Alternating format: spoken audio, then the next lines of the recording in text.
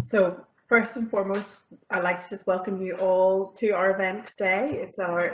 This is a slight twist on our normal event that we hold around this time of the year when we have our very popular Ulster Fry for St Patrick's Day event.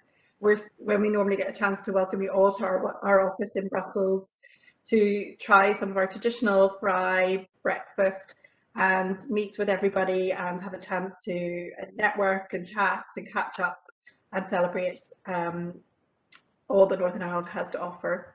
And it's been a hard year for us. It is a year since we've all been working from home and we've gone into lockdown at various times, and we haven't been able to welcome you to our office in Brussels. And I know many of you have joined us for some of our other virtual events throughout the year. But this year, we wanted to make sure that we marked this time of year and have an event to bring you all together. And what better way to do that than to teach you how to make some of the fantastic traditional breads that you get to taste in our office when you come for the normal breakfast. And I'm very delighted that we have with us today Paula McIntyre, who's well known to many visitors to the office and is a frequent supporter and collaborator with us. And when I say Paula McIntyre, I should give her a full title, which is High Sheriff of County Londonderry for 2021 and MBE. These are the awards that Paula has received in recognition of her huge contribution to the Northern Ireland food and drinks industry, which employs over 100,000 people across the supply chain from farming to final production.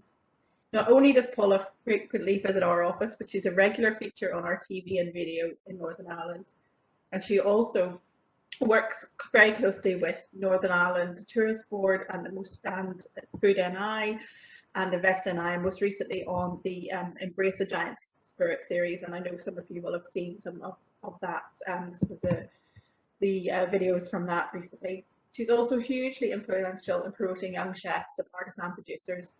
And Paula will talk to you in a bit more detail about some of the products that some of you will have received. I know that we were very lucky to have some great producers from Northern Ireland supply us with some sample products for you to try today at home. I know many of you have received your bags already and your brunch bags, and Paula will talk to us a little bit more about those products today, but she's incorporated them, many of them into her recipes, so it's a really great opportunity to see how you can use some of them in slightly different ways than you might expect as well. So we look forward to that whenever Paula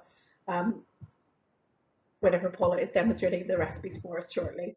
So, you know, whether you choose to cook along at this morning, and I had really hoped I would be able to cook along this morning, but I don't know that I can do that and keep an eye on your questions and answers at the same time. So I'm going to be making the recipes later and look forward to that. But whether you're cooking along today or you make the recipes at a later stage, you'll be able to find all the recipes published on our website later today. As I said, for many of you, Paula doesn't need very much introduction, and but I think there are some people that maybe have not been to our office before that are joining us today. So you're very welcome to join us and to experience all that Northern Ireland has to offer. I said earlier that it has been a difficult year. It is strange for us not to be able to have you and host you in our office, but I hope that this will still give you a great opportunity to sample all that Northern Ireland has to offer. And I'm not going to preempt what Paula's going to say on some of the products, but it's fantastic to have such a wide range and to see some really new and innovative products coming through from our artisan producers in Northern Ireland. As I said before, it's such an important part of our economy, and it's just wonderful to be able to celebrate that with you all today. So I wanted just as well, before I move on, is just to say as well a huge thank you to the team in the office in Brussels for putting all this together today and getting all those packs, those brunch bags out to so many of you. It's not easy whenever you're in the sort of restrictions that are going on with the pandemic at the moment. So it is absolutely just a wonderful achievement to get that to you. And I thank you so much to so many of you who have sent messages to thank us for the bags, and also who have tweeted and helping to just again promote all those wonderful products for us. So without further ado, I'm going to hand over to Paula. So Paula is going to go through some of the recipes, and she's going to talk to you about the products and show you how to make some of these fantastic recipes. During the event, there is a Q&A button, so I would say to you, if you've got any questions you want to ask for Paula, once she's gone through some of the recipes, we'll take a pause and there's an opportunity for you to ask questions. And if you put anything in the Q&A section, I will pick that up and make sure we ask that to Paula. And hopefully some of you might also get a chance to ask your question in person, if we can make that happen throughout the event as well. So don't be shy. This is your opportunity to hear from the master or mistress. I don't know. It doesn't sound right when we say mistress, but the maestro. Let's say the maestro of traditional breads, and certainly that's how I learned to make soda bread, is from Paula. So it's a fantastic opportunity to ask those questions. And Paula is joining us from her kitchen. I'm in my kitchen, and Paula is joining us from her kitchen in Port Stewart's. So she's right there in the heart of the Causeway and all that the fantastic products that it has to offer as well. So don't forget, ask your questions in the Q&A, and we'll pick those up as we go through. And just if anybody has any, just to remind everybody that we will try make sure you're on mute if you are not speaking, because we all know that that's the 2020 catchphrase of you're on mute or you should be on mute. So that's just remember that as well as we go through. And over to you, Paula. Ingredients that were in your lovely goodie bag here. So the first thing was not a cooking one, but to stir up. And if you want to make the wheaten bread mix, if you crank your oven up to about 200 now. Our first one is from just up the road here in Limavady, and it's Richard and Leona Kane's Brighter Gold rapeseed oil. So we're using that. So it's a cold pressed rapeseed oil. It's brilliant because you can see exactly where everything's sort of within I think 50 acres of where it's grown and produced and everything. So it's a single estate, and it's great for cooking. Great, very healthy, full of omegas, and also you can get it to a good high temperature for cooking, but it's also nice for dressings as well. And then we've got a new company here, relatively new, a guy called Graham Watts, who started this coffee company called Causeway Coffee Company, and he's named all the different coffees after Finn McCool's wives. So this one's Una, and in Irish, Una means dark and rich. So it's dark actually. So it's a dark, rich coffee, quite chocolatey, and it's perfect for Irish coffee. And then we've got the wheaten bread mix from the cookie jar down in County Down. So this is a great one. It's there's a wee packet in there. If you are going to make this, make sure you take that out because you really don't want to bake that in your wheaten bread. And then what we'll do, the buttermilk's dehydrated, so you just add water to this and a bit of the oil. So it's really good. It's really handy. And then we've got this one here. This is a spini. A spini is Irish for sausage. And this is the coppa. So the coppa is like a kind of muscly joint of the pork. You would get this in Italy a lot. It's beautiful, and the actual cure in this is fantastic. They've got lots of different salamis and charcuterie, and he won I was runner-up in best. Actually, he won the best charcuterie, the first in the Great Taste Awards in the UK, the first year that he opened. So this is beautiful. This is a really interesting one. This is the Puka Irish poaching, and it's a hazelnut flavoured one. And traditionally, poaching would have been illegal. So it's a potato spirit. But in 1997, poaching was made legal in Ireland, so you can actually drink it now. We could drink it before, but you can drink it with a good conscience now. As you can see, it's quite popular in this house, so I have a good bottle there. Very nice for Irish coffee, which we'll be doing later. And if you like an espresso martini, it's very nice in it too. And the hazelnut flavoured poaching was a thing where you would have kept it in big jars, but they do this with vac packing, so it's quite a traditional one, or quite an innovative way. We've got from over to County Fermanagh now, And this is Erin Grove, again, award winners, Great Taste award winners. And this is their black currant jam, which is beautiful. And they do a lot, if you can ever get your hands on they do a lemon curd, which is really good. And these are wee oatmeal biscuits. So traditionally in Northern Ireland, we have wee biscuits called flake meal biscuits. So this is what they are. So just have that with your Irish coffee, or nice with a bit of jam on it. So I'm going to, first thing we'll do is take the wheat and bread mix, and we're going to mix this up, put it into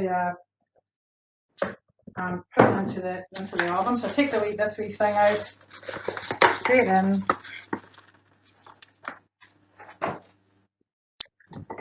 And this really, really handy. So just make a wee well in the centre. I'm going to add a bit of salt, but I like a bit of salt. So you're looking at the methods on the back of it, but you're looking at about 30 mils of the oil and then 200 of water. So we'll just bring that all together.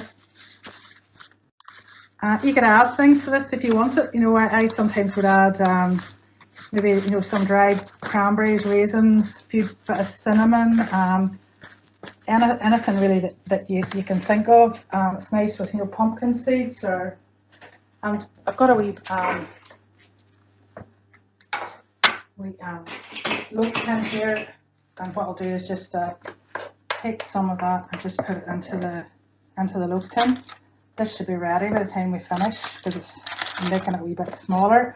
The recipe in the back is for a big one, but you can split it up. And then what I'm going to do as well is I'll just take this to the side a minute, and then just lightly flour this here.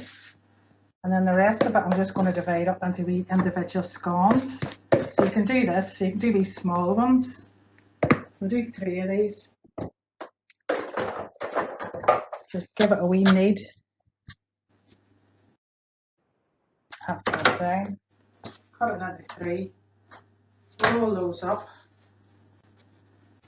Okay, they just go put it across in the middle like a wee mini cob. That bit there is to keep the fairies out, traditionally.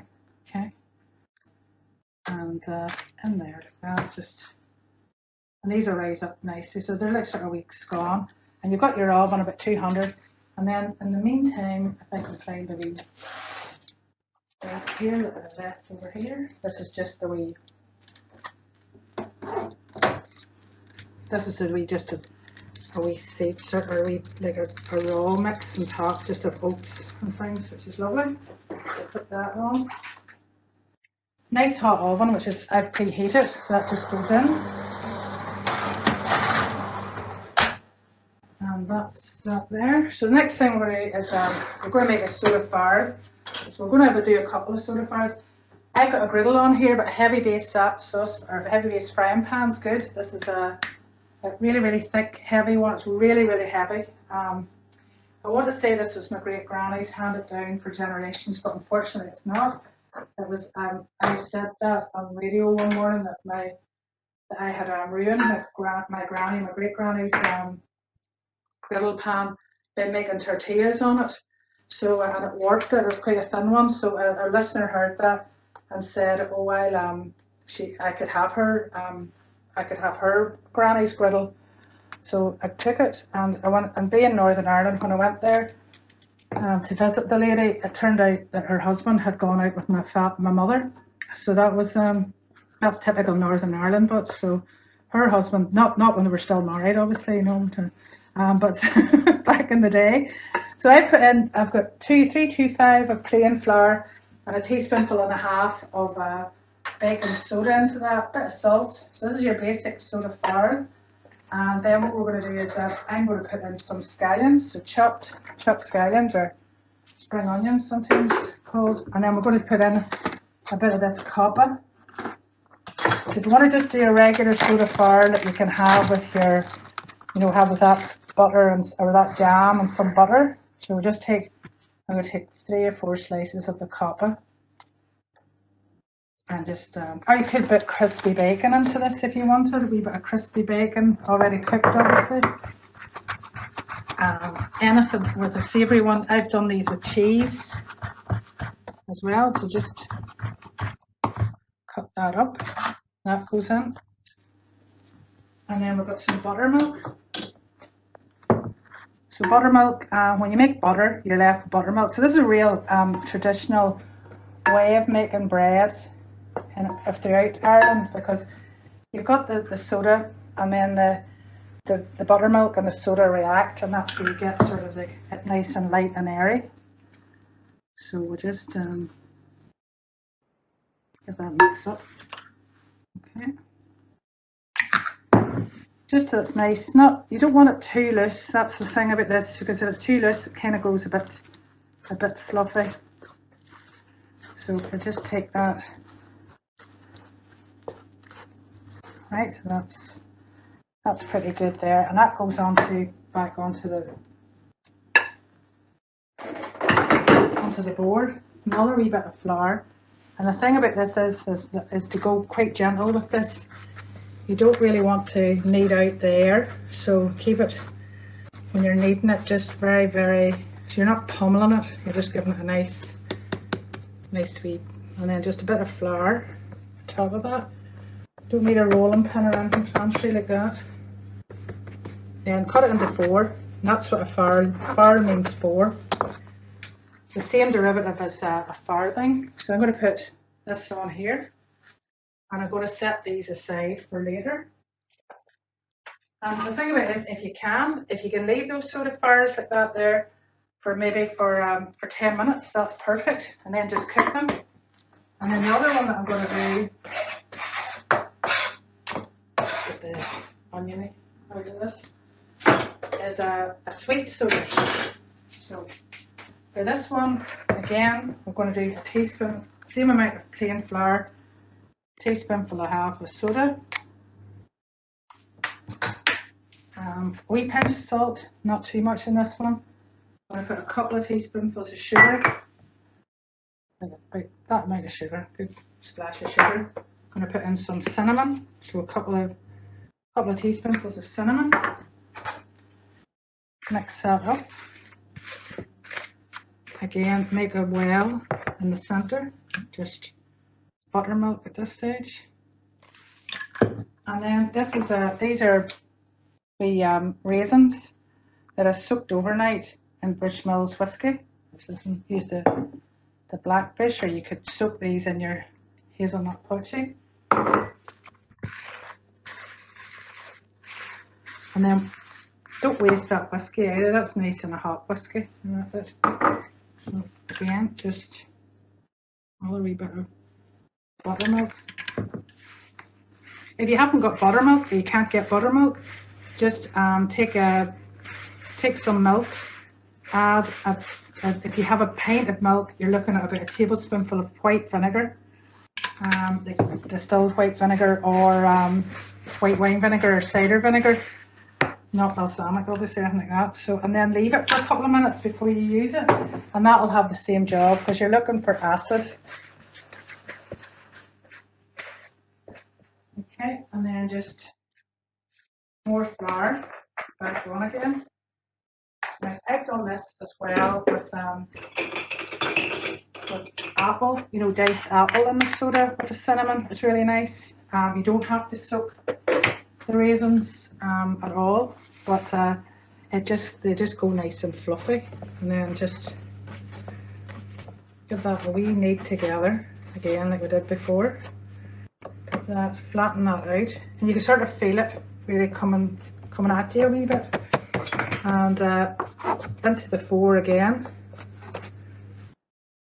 That also keeps the fairies out, okay? And then just into the pan. So you can sort of see these ones rising up a wee bit, and they're just getting that. You want a wee bit of flour, just for that sort of scorched kind of thing. Goes out of the way. Give me 2 seconds to wash my hands. And that's that bit.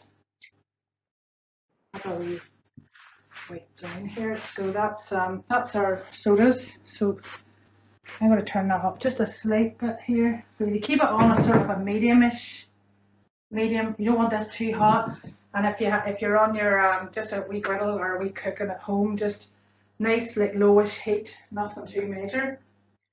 Right. So what I did earlier, I cooked some bacon, and cooked it in a pan.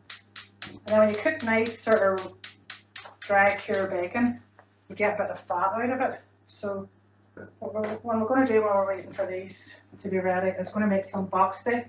So box steak is one of those things that it's a potato dish, and every county nearly has. So it's a sort of a northern counties, then you go down, and it's in Dublin, it's in the south, it's all around. And we talk about Ireland, and you think Ireland is one kind of place, but I think Ireland in the recipes can sometimes be as regional, say as France or Italy or probably Belgium.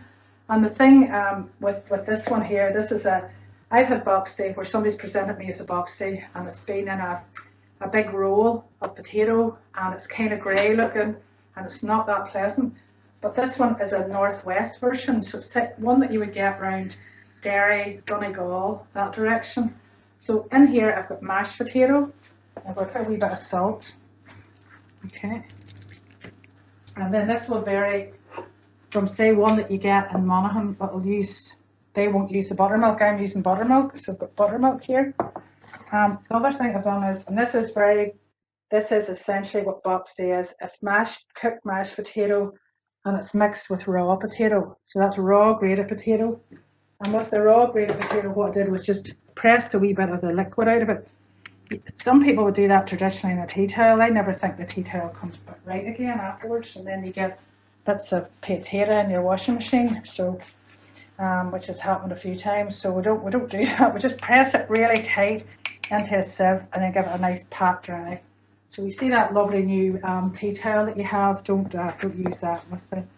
Right, and then we've got plain flour. So that's about 125 of mash, 125 of the grated raw potato, and then this is about 75 of regular plain flour.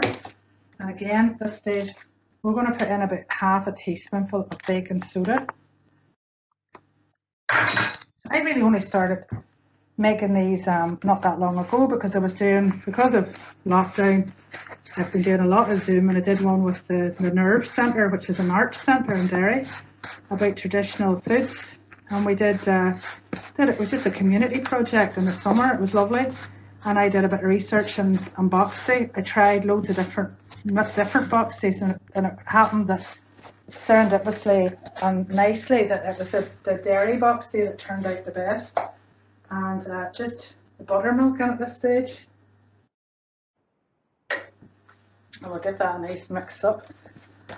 And what I'll just show you what you're looking for, but that's pretty much it there. That's the box steak.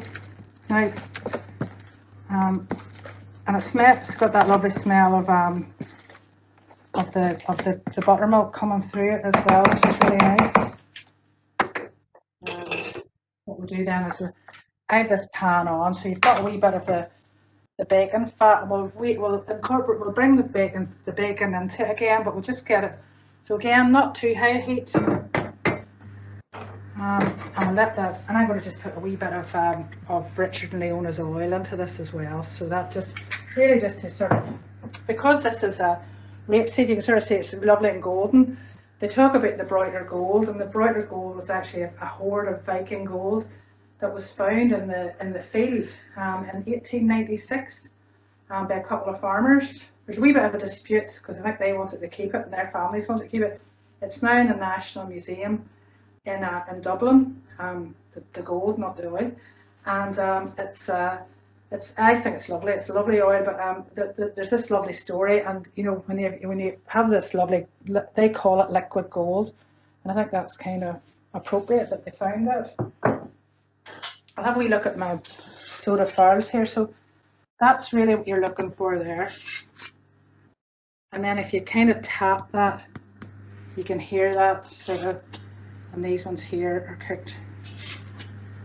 So traditionally these would have been cooked over a turf fire. So this would have hung up, and then you would have had a crane on beside the fire that you could lower. It was very, very clever. And then also the turf it really smelled the soda fries. I did a couple of videos last year, and you can check them out on the Ulster Scots Agency website, but it's where I cook these over a turf fire, and they do taste beautifully.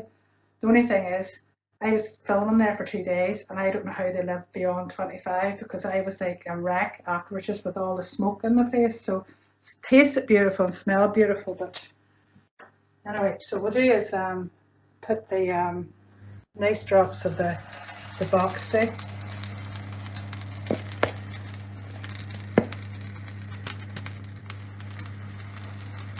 So as I said, this is something that I really had never really cooked before last summer, and it's something now that I've cooked really, really regularly, and it's lovely. Just even, we're doing it with bacon and eggs today.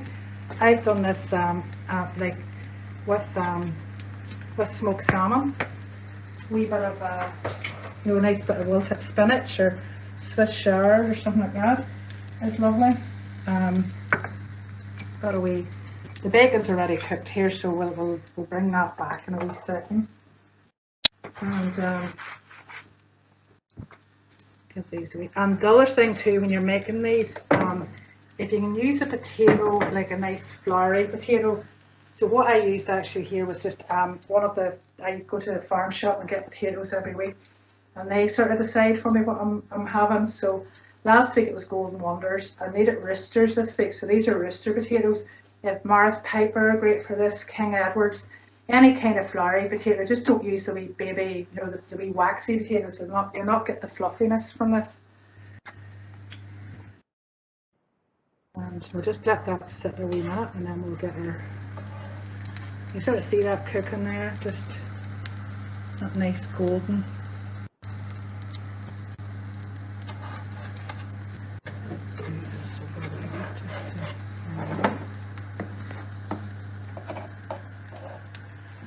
Just start and put a bit of the bacon back in again, just to sort of warm it through. And we'll take one of those out actually, and we'll nip a wee egg into that at some stage. Yeah, so smoked salmon, bit of spinach. If you want to make hollandaise, it's lovely with them, because even though they're spuds, with the buttermilk and the baking soda really, really lighten them, so they're lovely. So.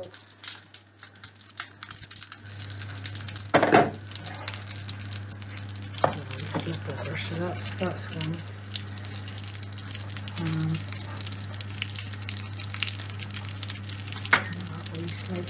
The great thing with these two is you can sort of, even I'm touching that now, that's nearly cooked through, so it's not like a roasty, but you need to cook for quite a while, so it's really nice.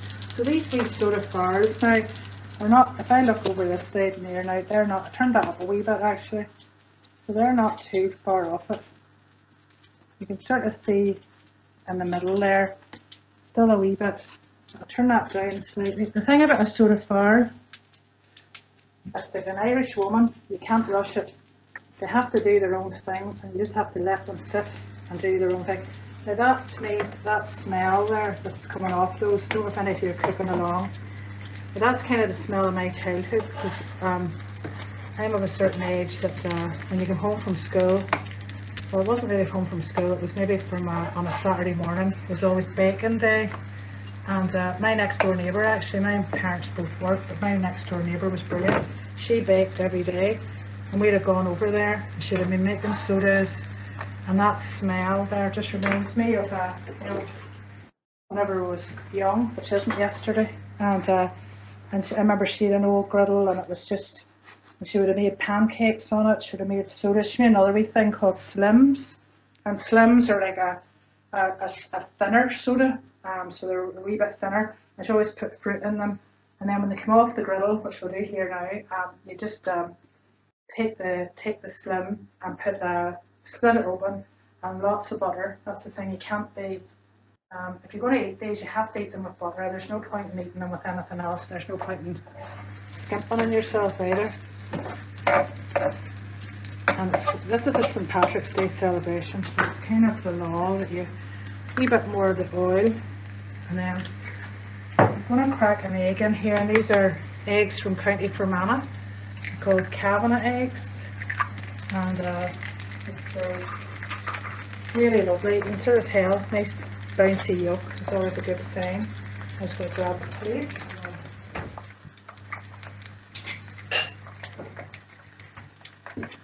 Got a plate here now. So the other thing you can do with the coppa as well would be lovely with this. If you just wanted to I sometimes just flash it for like 2 seconds in the pan, and it's really nice with, you know, with potato bread or soda bread. And just I think we're so lucky now in Northern Ireland. We've got a couple of charcuterie makers that we didn't have before, and it's something new. And for him to get like a really good award like best charcuterie in the UK after 2 years is amazing. So he does mail order as well, but I'm not sure if it will go. So at this stage, these are kind of both right, but you can sort of see in the middle there it's still a wee bit gooey. So we call this stacking. So you take your soda fars and you stack them on your pan or your griddle, just and it'll cook them up through there like that. So that way, take this apart here, so that's really right. And because it's not packet set, it will be something that I actually wouldn't normally do, but if you just take a wee bit of butter in here now. I'm saying I wouldn't normally do, I'm actually lying. Take the bad look off me, and I just take that in there, and that will just, you're not using a mad amount of butter, but it will just give that a lovely, just combine with the bacon fat and then of course the oil, which actually technically lowers your cholesterol with the omegas in it, so you're not too bad here. This is actually, that will balance it all out for us. Okay. I'm going to have a wee look at my bread in the oven now, and not too far off it. No, not too bad. Just have to say, I can't smell it, but I feel like I could smell it. It looks amazing. The wheaten bread that I baked earlier, and it's just, and I put some wee seeds on it here. On this one, just wee pumpkin seeds on the scones, and then I have the actual wheaten bread there on that one. And again, the best way of having this too, leave it on for a wee while. I just cut it open there, and you sort of see that. And if you just liberally butter it, so a nice bit of butter, no good.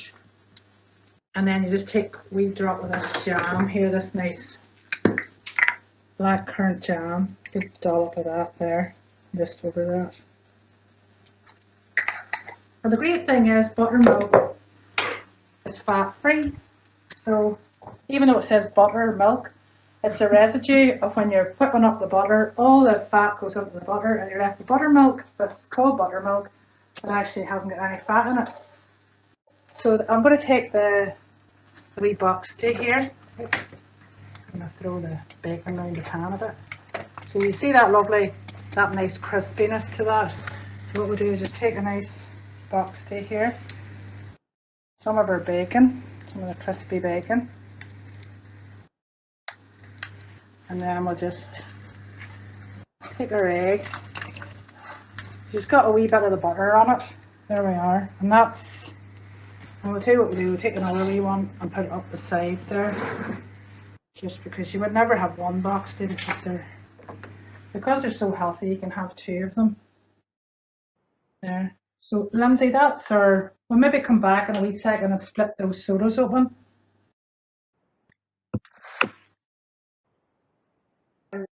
I would see so many messages from people saying they're hungry, and you know, it looks amazing. I mean, the boxty recipe, I mean, you're right, it is something, sometimes you see it on different menus and you know, it's always a bit different, so it's never always the same wherever we have it. So it's really great to have that. Looks amazing, and I could just, looks like the perfect brunch dish that you've made there, I have to say.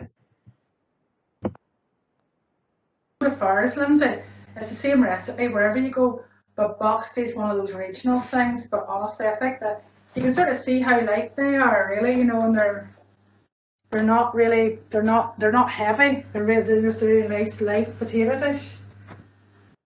And see our soda fires now. I've just flipped them over again a wee bit there, but you can sort of hear that in there now. They're hollow.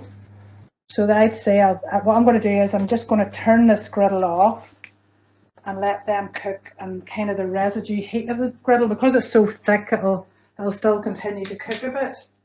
So Paula, lots of people have asked questions about the griddle. So there are lots of people wanting to know where can they get one, so which is the first thing. And I know you said that you sort of had inherited one, and then sort of one of your listeners had given you that one. But so lots of people are just asking, do you know anywhere you can get them? And if you can't get them, I think you said about using a non-stick frying pan, but is there any kind of specifications that work better? They're quite thick. They're great. The other thing is, when antique shops open again, if you have a look at an antique shop, a lot of the time they have them. There's also a company in England called Nisbets, Nisbetts, and they do mail order. They sell griddles. So the other thing that's really brilliant for them actually is, those electric griddles you get that you plug in? They're fantastic for soda fires actually, because you can completely, once you've made them a couple of times, you'll know exactly what number to set them at to get a perfect soda fire. So you don't have to control your gas or anything, and then you can side. So I think I remember you used one of those electric griddles whenever you did one of the events in Brussels with the eels, where you were making all of the soda. It was one of those. Yes, I remember it well. Yeah. Another story, wasn't it? I have 4 questions from people that are watching. There's a couple of questions around. Sorry, just have a minute to get your breath after all of that. But questions around the oil. So I'll just run through some of the questions, and then you can kind of work through them. So some people are asking if you can't get the broiler golds, and actually, I mean, this is a really important question for us: is how can we get some of those products to Belgium for people to be able to use? And I think our colleague from the Best NI is watching today as well, so that's her challenge going forward, I think. But if you can't get the rapeseed oil, will any vegetable oil do for the breads? There was other question about buttermilk, and I think you kind of answered that already about if you can't get buttermilk, how do you make it with putting vinegar in? And someone was asking, could you use lemon juice instead of vinegar if you didn't have that? And the other question, which is this will be the longer answer I think for you, is probably can you explain to people in Belgium about keeping the fairies out? Well, because we have fairies in Ireland, and that's the whole. It's just a superstitious thing that whenever I was taught how to make wheaten bread by my granny, she always crossed it, put a cross on it, and that was to keep the fairies out. So there you are. And I still do it, Lynsey, even though, and I won't say, there is such thing as fairies. So there you are. And the other one, the lemon juice is fine. That's perfect, absolutely perfect. The other thing that you could do is get some cream, preferably double cream. I'm not in Belgium, the heaviest cream you can get with the highest fat, and put it into your mixer and put it on whisk it. Now at this stage, and I'm going to give you this top tip because I didn't do it, either cover it all completely with a tea towel or even cling film, because once you whip the cream and past whipping it, where you think that's turned to butter, it actually hasn't, and keep whipping and whipping and whipping it, and eventually it will just form a big clump of butter. And if you take that butter out and just sort of put it on a sieve to let all the milk solids, but you will be left at the bottom of that with buttermilk. And if you take that buttermilk and just let it mature for a couple of days, just put it into the fridge and leave it, even for a day will be fine, because it's always, it's always better if you leave it just to mature slightly. And that buttermilk will keep in the fridge, and you can use it for scones, not just for sodas, and it's lovely. And it's just a nice way, and then you can sort of tell people I made butter, so it's a really nice thing to do. And it's actually a very satisfying thing to do. And if you have a bit of cream, you know, in the fridge, you think, well, that's going to go off. It's a good way of sort of preserving it, because it'll keep a bit longer when you turn it into butter. Excuse me, in buttermilk. Was there another question? Yeah, well, you need to have gold in Belgium, definitely. We need to get. She sells in Dubai, so I don't know why. You know, she's in, and she's in Liberty's in London. She does their own brand, Liberty's own brand, and it's got lovely scenes of agricultural, like farming scenes on it, so it's beautiful. She does a few different flavors as well. They've got a lovely basil flavor, a garlic flavor, Thai. So they're really good. The reason why I like it is because I know Leona quite well, and you can actually see where the oil is produced. They're a member of the Economusée, which is like a living museum. It's a global thing. So they along with, I think there's 5 other producers in Northern Ireland, including a jeweler, a brewer, and a smoker, are part of Economusée, which means that you can go and actually see how the oil is produced. So you have, in the high summer, you could go and you have all the rape seeds there, or the rape oil, which is just such a vivid yellow colour. And then what they do is they harvest it when it goes to seed, and then they take it in and they press the oil, and it only gets one pressing. So like a good extra virgin olive oil, one pressing, and then the actual pulp from the rape seeds makes these wee pellets that go to animal feed. So it's zero waste. It's a really sustainable product. I have questions for you. So the question is about when you make the bread, with the wheaten bread or the soda farls. I mean, the boxty I don't think would last more than 5 minutes because it looks so amazing. It'll be eaten up straight away. But how long could you keep the wheaten bread and the farls once you've made them? You're not going to eat all that in one sitting, but I would wrap that up in cling film or in parchment paper, and that will keep for a few days, Lynsey. The same with the soda farls. The soda farls then at their best after, now you can split them open. I'll just show you this here now. We'll take one of the sweet ones and we'll cut it open here. So you've got that, and then you just take a nice bit of the butter here and put that. And this is lovely now, but if you're going to keep them for a couple of days, then cut them in half and toast them and butter them. Or fry them, which we would do traditionally as part of a breakfast.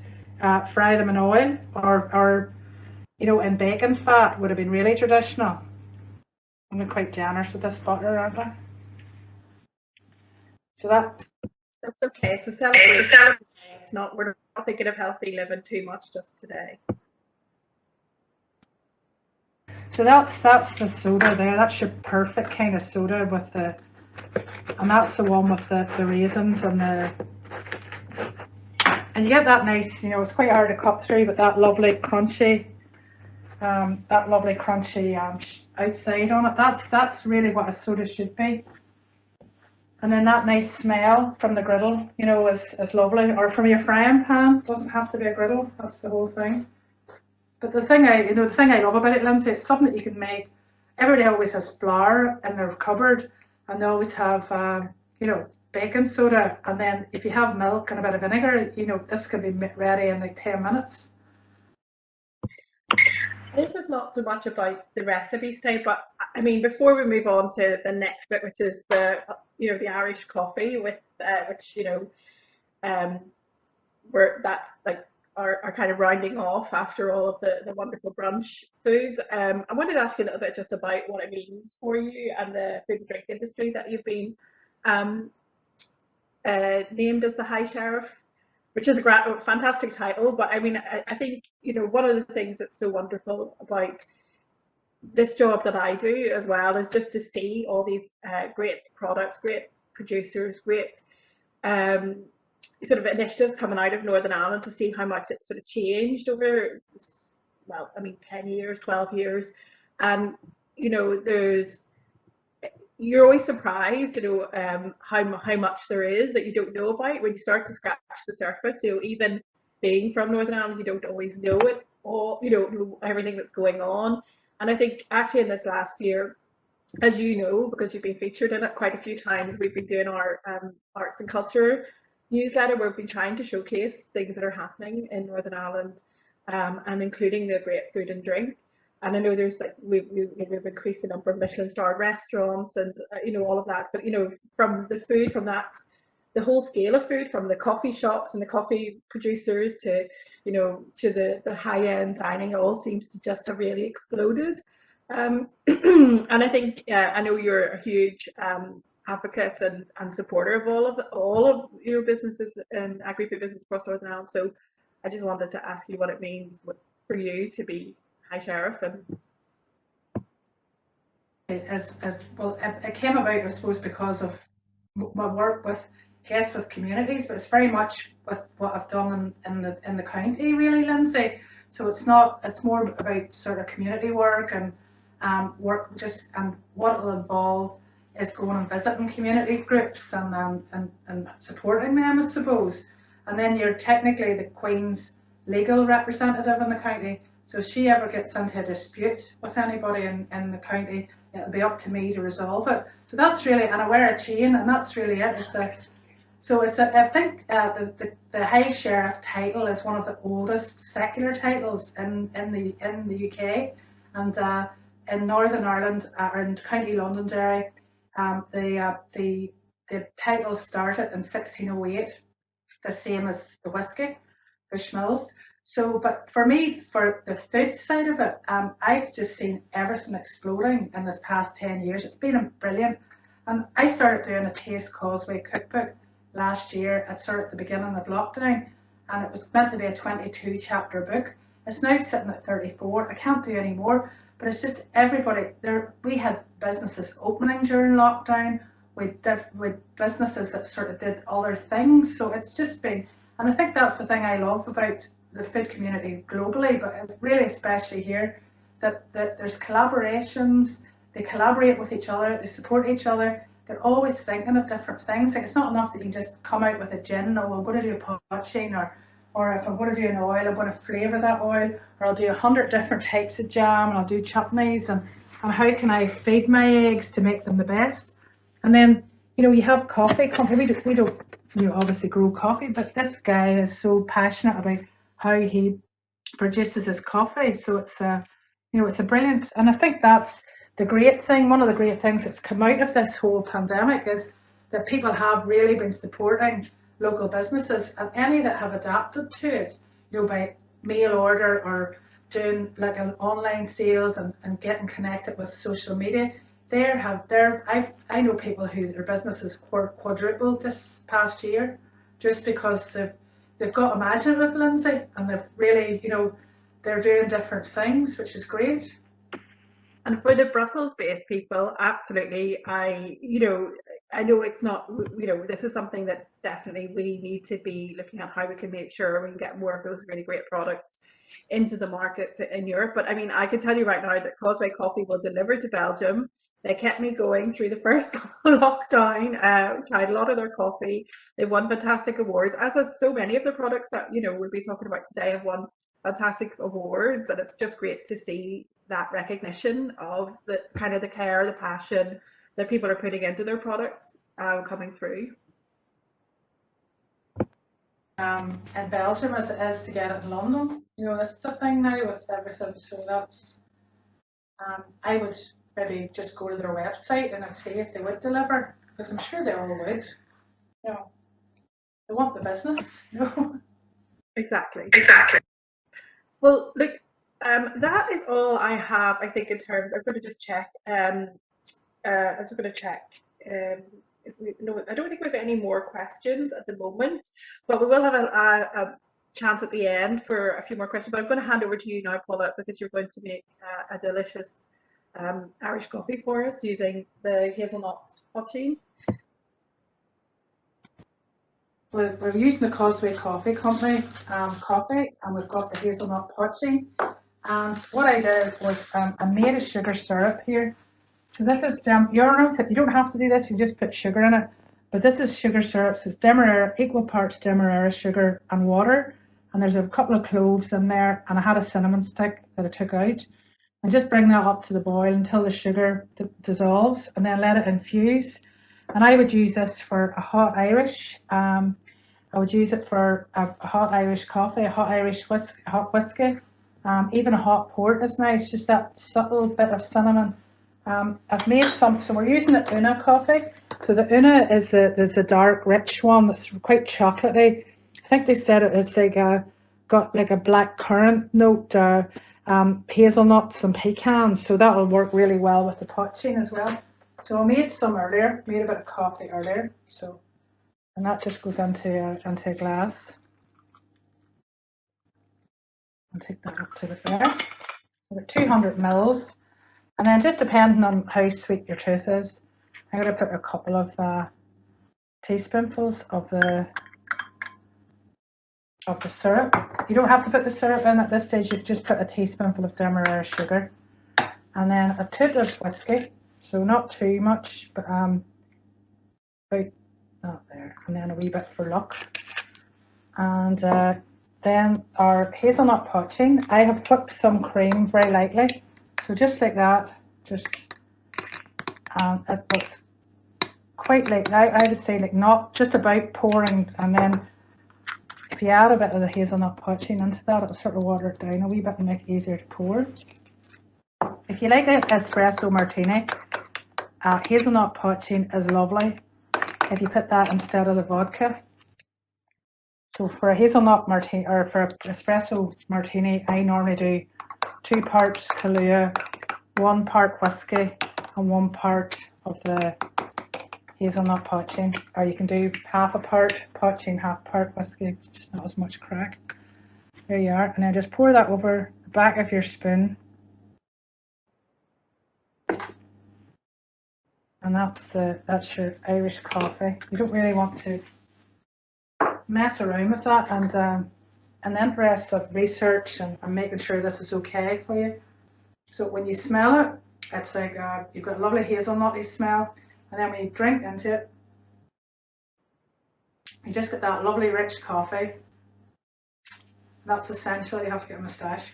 And lovely rich coffee and just the hazelnut coming through that. And then a wee bit of the cinnamon slightly and the clove, which works really well with the hazelnut poaching. And the hazelnut poaching as well is beautiful with chocolate. So you know, like a simple chocolate pot where you just boil up cream. And if you boil up cream and then add a nice dollop of cream and brown sugar, I do normally do, and a good dash of that, and then put your chocolate in, pour the hot cream over it, stir it until it melts, add an egg, whisk it in, and put it into a wee ramekin and let it set. And you get a lovely unctuous kind of chocolatey, rich chocolate mousse, not a light one, that one, but and that's it really. Lovely, and lovely with a toot. You know, if you have an espresso, just nice espresso coffee, and you have a wee toot of that on the side, is lovely. But if you're going to order anything, order that coffee. That's it. Fantastic. Thank you, Paula. I mean, that it's great just to have the you know, good to know you can use it lots of different ways. And cheers to you. Hopefully you get to enjoy it as well. I'll make mine later because it's still quite early. But I've got a few more questions coming in. People are saying that, well, first of all, people are saying the Irish coffee looks amazing, and so many comments on the products. But one of the things just to say is, quick question to you, Paula, is, you know, there's so many great products. What are your 3 essential Northern Ireland products that everyone needs to have in their cupboard? It's good sea salt. So we have a sea salt actually in up on the north coast now called Musselton sea salt. So it's made from the water beside Dunluce Castle. She found that to be the best water, so always have that in the cupboard. And with that, a really good salt like that, you don't need as much of it, so you're actually cutting down on the salt. I always have that oil. I always have the oil in the cupboard as well. For me, it would be a really good balsamic vinegar, and I get, you know, it's like I get a good one. It costs a wee bit more, but I think if you have a good white, I'm going to cheat here. I'm going to have white balsamic and dark balsamic, and I think if you have good vinegar, you have good oil, and you have a nice bit of salt, definitely the salt, and you can sort of do anything with that, you know. But definitely vinegar, oil, salt, all good quality. Yeah, we don't have any vinegar in our packs because it's not sort of linked to the recipe today, but there is a great producer as well, and Burn Balsamics too, as well as I think Broiler Gold produce some too, don't they, as well? Are they? No. No, it's the long meadow. I'll have mine next year. Yes. Yes, great. Oh, I have another question for you, which is, are you planning any new cookbooks? You mentioned the Taste the Causeway recipe book. Do you want to say when that might be expected? Lynsey, so that's a cookbook. It's just about all the producers, like all these ones, Causeway, the Sea Salt, and Leona are all featured in it. We've got a lot of restaurants that are featured in it, and all the stories, around, so we have round Carrick with salmon, was historically salmon, and salmon also in Korean, and whatever other stories, just all these different stories about the carrots and the potatoes, so there's a bit of history, there's a wee bit of tourism, and there's recipes for every producer has a recipe. So that'll be out in the autumn. You'll be getting a box in the Northern Ireland office. Oh, Fantastic. we really look forward to it. I don't think we've got any other questions, or maybe I've missed some of them, but we're actually coming to the end of our time. So it's, thank you so much. I mean, all it really remains for me just to say a few words to finish, and the hour has absolutely flown by. I hope everyone found it as interesting and as fun as I have, and I really cannot wait to try some of those recipes. And I will admit also to try the Irish coffee later this evening. But just before closing the event today, first, 1,000 thank yous to you, Paula, for this wonderful demonstration of so many baking skills and history of the bread making in Northern Ireland, showing us the excellence of Northern Ireland's food and drink industry. It's has always been an absolute joy to be with you, and we know from all the comments that those watching have also loved it. There's so much we could say about Northern Ireland's agri-food partnerships in Europe, our investment in research and development, the importance of it to the economy of Northern Ireland. But the proof is also in the eating, and I hope that everybody will enjoy trying the products for themselves and discovering some of that great tradition for themselves. I think just to say as well, we mentioned sustainability today. You were talking about the oil and everything. That's like a really important part. Northern Ireland is playing its part in the global trend towards a greener economy and respect to biodiversity and the environment. And we're excited that the COP26 is happening this year in Scotland, and we'll be bringing you more stories and practical examples of Northern Ireland's expertise and European partnerships in that later this year as well.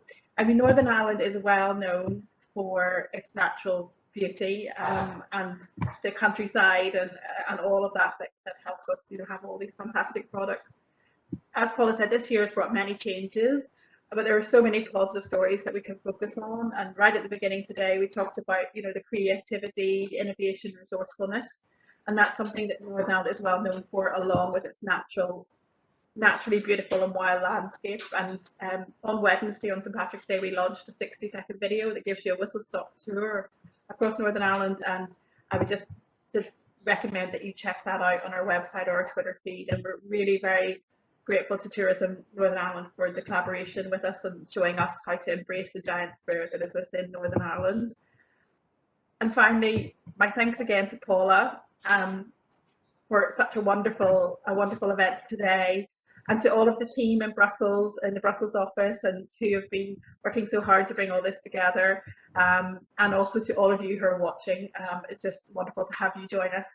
Please do get in touch with us. Any companies out there that want to find a way for some of those products to make it into Belgium, do contact us and we'll put you in contact with our Invest Northern Ireland colleagues. We're just so delighted to have been able to share all of this with you today. We really value all the strong relationships that we have with you, and we look forward to building them further in the future. So now enjoy the baking and the tasting and the rest of the day. And